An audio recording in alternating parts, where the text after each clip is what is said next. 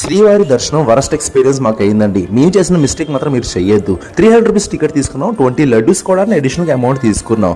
ఒకళ్ళు అన్నారు new Born baby కదా, మీరు ఆధార్ కార్డ్ చూపిస్తే సుముదం దర్శనం మీకు ఈజీగా అవుతుంది, 20-30 మినిట్స్లో మీకు దర్శనం అయిపోద్ది అనేసరికి మీరు సరే వాళ్ళ మాట కాదనక సుబుధం దర్శనంకి మేము వెళ్ళాం. వెళ్ళిన తర్వాత ఏమైంది, దర్శనం మాత్రం 20-40 మినిట్స్లో అయిపోయింది. కానీ 300 రూపీస్ టికెట్ క్యాన్సిల్ చేశారు. అంటే 20 అడిషనల్ లడ్డూలు కూడాను కంప్లీట్గా క్యాన్సిల్ అయిపోయింది. అమౌంట్ కూడా రీఫండ్ రాదట. పోన్లే సరే అమౌంట్ ఇచ్చుకొని మళ్ళీ కొనుక్కున్నాను, అది వేరే విషయం. దరిద్రం ఏంటంటే దర్శనం టైంలోని మా ఆవిడకి ప్యానిక్ అటాక్స్. ఆ ప్యానిక్ అటాక్ అయినప్పుడు ఉన్న మెడిసిన్స్ నేను హోటల్ రూమ్లో మర్చిపోయాను. గందరగోళం అండి.